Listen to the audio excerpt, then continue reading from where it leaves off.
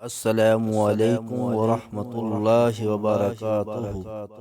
اگر آپ روزانہ کی ایک صحیح حدیث سننا چاہتے ہیں تو اس چینل کو سبسکرائب کر لیں۔ شکریہ۔ بسم اللہ الرحمن الرحیم۔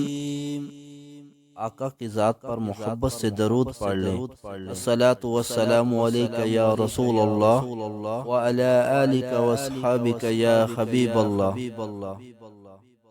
حضرت ابوبکر رضی اللہ عنہ نے بیان کیا، جب ہم غار ثور میں چھپے تھے تو میں نے رسول اللہ صلی اللہ علیہ وآلہ وسلم سے عرض کیا، اگر مشرکین کے کسی آدمی نے اپنے قدموں پر نظر ڈالی تو ضرور ہم کو دیکھ لے گا۔